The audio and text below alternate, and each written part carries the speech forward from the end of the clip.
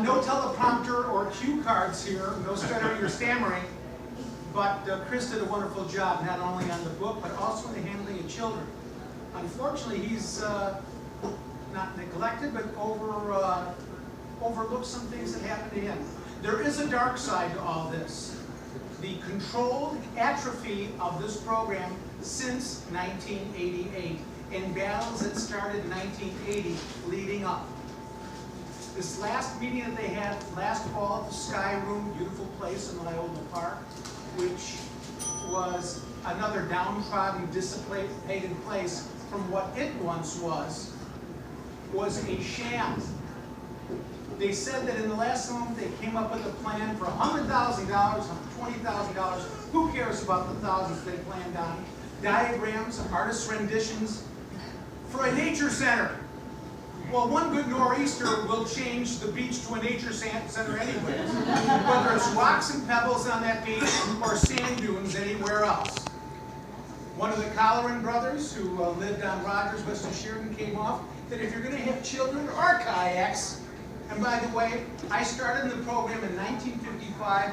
My last day was the Halloween party in 1988 in Leon. I never saw a kayak, but I saw plenty of other craft.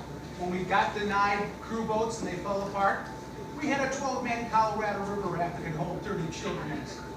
And the only way you could get away with not wearing a life jacket was swimming 3 lengths of the beach in many rough conditions, being in the 220 club. That was mentioned in Chris's wonderful book. We have products of people that grew up in the program. They swam in High Ridge.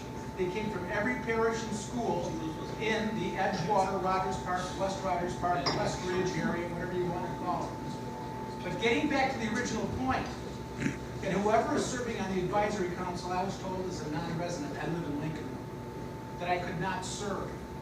So when I showed up at these meetings, they must have thought I was getting senile, and I'm overly angry. I live with a psychologist. My daughter is a doctor in psychology, new grandparent, so believe me, I'm beaten down and mellow. But there's one thing you can't do with the Park District, and I want the advisory, I'm going to keep on pounding it, I'm going to be horrible. As long as I got a breath in my body, and again, I'm not stuttering or stammering, these people from the Park District don't care.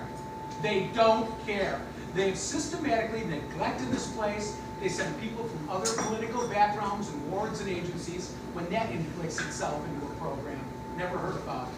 Because we had plenty of people from other wards, Canada, Mexico, and Germany, coming to live with somebody to be in the program.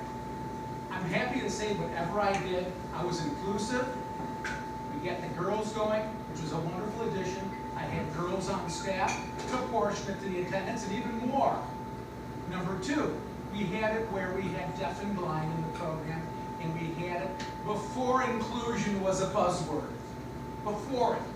But right now, I only want to catalyze and galvanize you and letting you know the importance that you cannot be a wuss in dealing with the Park District.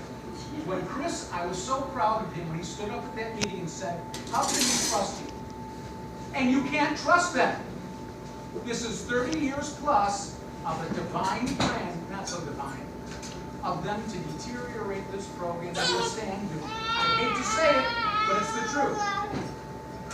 I've been in lifeguarding my whole life. I'm still a lifeguarding instructor, a private business that does this. I can tell you one thing, the development of this program is key to the revitalization of East Rogers Park, Rogers Park, West Ridge, Edgewater, the city, and points far beyond. Hear, hear.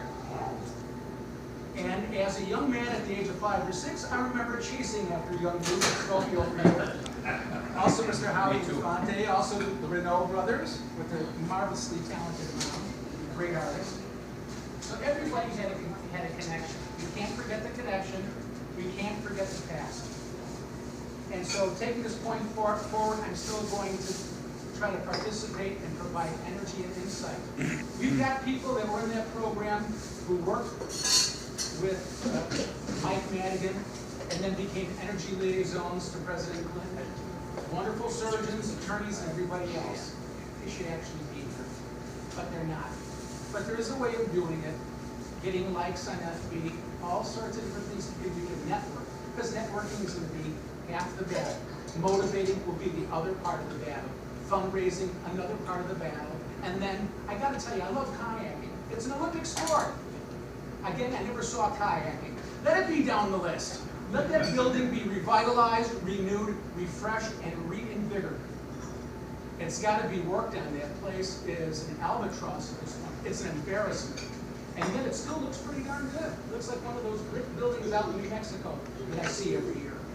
So please, again, those of you, like for me today, I wrote, add $5 to the donation, do something a little bit extra. And when it's time to call to arms, please participate and get some people in here with you. God bless everybody.